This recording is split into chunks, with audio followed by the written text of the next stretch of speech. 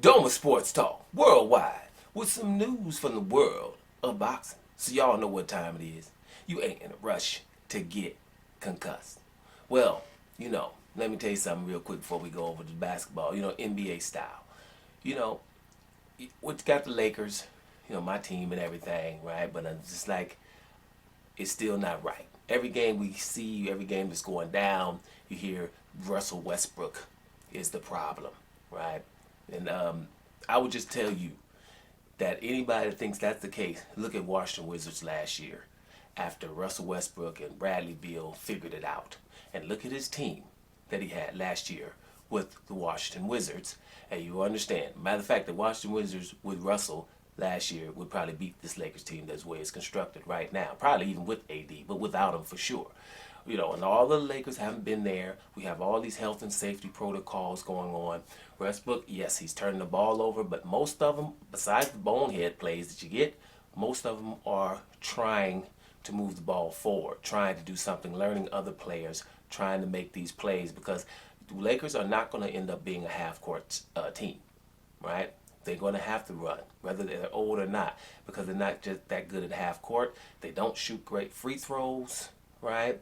That's something that we get fouled. They're not going to shoot great free throws. They're not really that great on the perimeter as far as shooting goes. Their defense is not that good. So that's all the reasons that you're going to need to have transition basketball. Russell Westbrook has been playing every game. Everyone around him hasn't.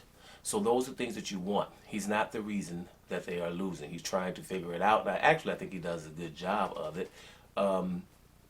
I just think that the people need to back off him. But the point is, when someone gets a narrative going, then there you have the narrative. I've watched the games because I've watched Westbrook games for years. And, I've watched how the Lakers, they get behind and Westbrook goes out, right? The lead changes. For example, they have a 8-point lead. Westbrook goes out. When he gets back, it's only 2 or something. It happens. But in basketball right now, you have a lot of three-pointers. And people are not just, any mistake that he has, his turnovers are magnified. And it just shouldn't be yet. There's no reason to panic. But you have to give things time. You have to understand that all of the personnel is not good. Not just Westbrook. But, my point is, when people can have narratives, they do.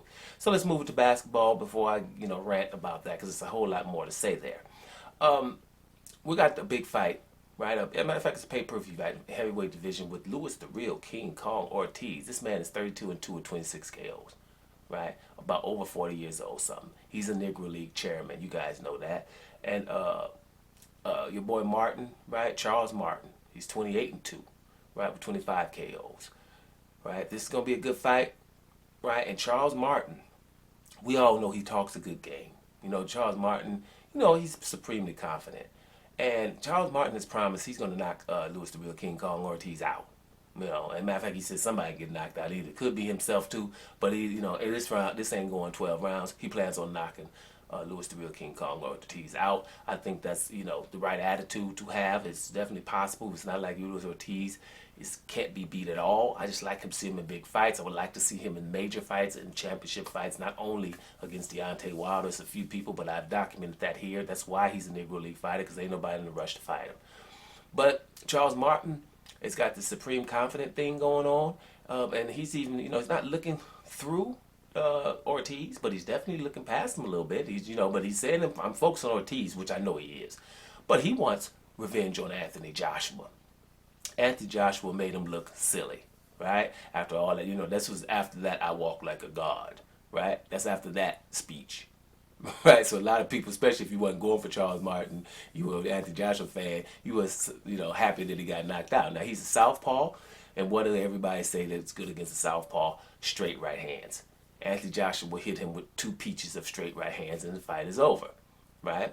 And, early, was it round 1 or was it 2, right? So that was embarrassing, seeing as though he did what he's done. So he wants revenge about that. And I mean, his revenge, it seems like he's serious, because normally people don't say what he says. He wants to beat Joshua up twice. Right? He just want revenge once. He wants to beat Joshua twice, so to prove that he's just better. Now, all these things are, if this was a different type of league of sport, these wishes could probably come true. But in boxing, ain't nobody going. First of all, Charles Martin go, after he beats Ortiz, it's a possibility that people might want him to, start saying if he could fight Joshua and stuff like that. I just doubt it, because if he beats Ortiz, then he's officially dangerous again, which means you're not getting no Anthony Joshua, and definitely not twice. Like, I beat Joshua, beat him up, and then I'll fight him again. I don't see all that happening, but at least that's some motivation for him to knock Louis the Real King Kong Ortiz out. So, Ortiz gonna have to be, on his P's and Q's, because I think this dude, he has the power to do so.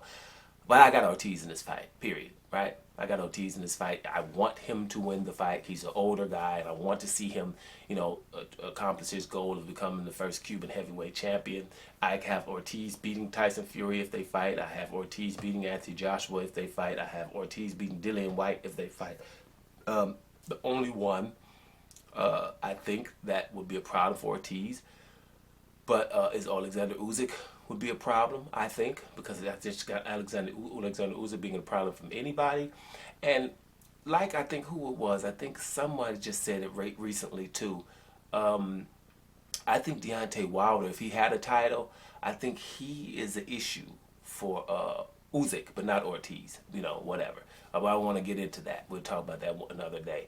But I think Ortiz, is in any fight, right? But, he might age overnight, right? So let's just see. That's a good fight. I don't want to get into too much because I'm going to have to do a post-fight video anyway. We'll talk about it. But that's a good fight. But I do think this. We talk about Negro League fighters, the NLB, right? And much props to everybody coming into the comment section saying your things. It's not many people here, right? I'm saying Happy New Year to all y'all. Much love for anybody that comes through. You know what I'm saying? So it is what it is. I don't really, talk too much. Once I'm off here, that's it. I'm probably going to watch hoops or doing something else, So I'm not on here that much, so I don't, really, when I check the comments, probably before I do these and stuff like that. So, I don't answer much, but much love, to anybody that's coming through saying something positive or negative. I just wish, a lot of people would just keep it boxing, right? But I know that's naive, just boxing, period. Either, the dude is good or bad. Keep it like that, if you could. But speaking of which, right, I think that you need awards. I think, a lot of these fighters who are avoiding fighters don't have to have awards. And I think like the PBC, like they were thinking about making their own belt about a year ago. And I think that's important. I think it's very important that should happen. They should just make their own belt and have our own award shows, our own award show, right? Like, you have all the major award shows, and you have like the People's Choice and stuff like that, or the Disney or something like that. You need other award shows that's not so traditional, where you have other things. Like, we call it the Fave Awards. Fave Awards, the Fighters Award, void of era, right? And what I mean by that is like the real stuff, stuff that, a lot of people won't say. Like, for example, the most avoided fighter, or the most avoided couple of fighters, where you can get at least 2 fighters that are avoided. Those kind of fighters, like, for example, Demetrius Andrade and Luis Ortiz, these kind of guys that I call Negro League fighters, who David Morrell's going to be that, Jerron Boots Ennis going to be that, Guillermo Rigondeaux could be that, Terrence Crawford can be that. When you have those kind of things, most avoided fighter, that they get award, at least. And these awards would also give them something, right? Something that, they can carry to the next fight. You're fighting, like you're an up-and-coming fighter, or you're a champion, and the other champion won't fight him. Then you could say, I'm going to fight the most avoided fighter. The most avoided fighter would have something. It would probably help them in negotiations. It would probably help them in anything. I just think there needs to be award shows for these fighters, because the informations nowadays is not, everything is not behind closed doors. We have information that's obviously out there, right? Obviously out there, and we should do something about it. Like a Devin Haney should not, if they're going to keep not giving him a chance to fight, then he should have the damn award for most avoided fighter, and having it with the guy who got it every year is Demetrius Andrade or something. Where both of them have these awards. And because another thing that would have to happen is, before you give them the award, the person giving the speech, he's the most avoided. And here's why. And start doing things and saying things on national TV that need to be said about these fighters, right? Stuff like that. It don't have to be no long award show, 3 or 4 hours. That thing could be an hour and a half. You give the fighter of the year, the knockout of the year, those traditional things, okay.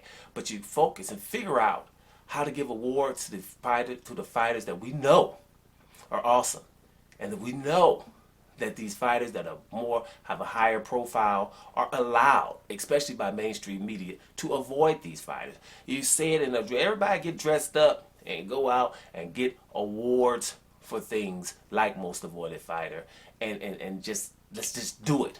You know what I mean? Because at some point, the things that are going on in this mainstream boxing it's ridiculous. I'm not going to get into the names of these people that, we just keep having them being in the pound for pound list without fighting who they should fight, or just jumping from division to division for easy fights and stuff, or in one division but still refuse. How can you be the best fighter and you got whole hordes of fighters that you refuse to fight, right? Some of which that are champions in your division, some of which that have been trying to fight you forever. So, the award show, first of all, would be like, and I ain't saying no award show where it's like if it was from PBC that only brothers are getting awards. That's not what I'm saying. It would be a whole lot of brothers getting awards, though. But, it's favor. It's the awards, fighters awards void of error, which means anybody who deserves something should get something, right? Honorable mention, like David Morrell. We know that this good dude is, man, ain't nobody gonna fight him at 168 in a minute here. Ain't nobody. And I see, we're talking about Andre when he goes up to 168 to become Canelo's mandatory. That won't mean anything whatsoever. That's probably why Canelo's jumping around now, so nobody could even see what would happen. If I'm jumping around, I would just fought a cruiserweight. Anybody gonna force me to fight a 168 pounder? Of course. That's what this is all about. Right? And he's not going to be Canelo's mandatory if he goes up to 168. And that means if he vacates the WBO title at 160, right, then they're going to be happy. All of a sudden, this one guy can fight, and then all of a sudden, Munguia going to want to fight for the vacant title when he's gone. That's the same thing Canelo did already when he was at 154, Andre. Once he vacated or they kicked him out because he couldn't get a fight. Imagine, Liam Smith places him, then Canelo fights him. It's going to be the same thing, guys. It's going to be the same thing. Him being Canelo's mandatory doesn't mean anything. That's why we have franchise title. The franchise title, he still has that. He didn't want to fight Charlo. He got a franchise title. And so that would mean, what does that mean when you're Canelo's mandatory and you hard? Nothing at all. So at least he would have a trophy, a plaque, or something as being the most avoided fighter. And then that would be, people would start focusing on, well, damn. He is the most avoided. It's things like that. That's just a little opinion of mine. But back to the top, Louis the Real King Kong Ortiz versus Charles Martin. Charles Martin ain't playing here. It's gonna be a good fight because Charles Martin is trying to get to Anthony Joshua to get revenge on him. Louis the Real King Kong Ortiz is standing in his way. It's gonna be on. Two southpaws with high knockout ratios. Something gotta happen here, baby. Let's see what's up. Doma Sports Talk Worldwide. And I'm up out of here, y'all.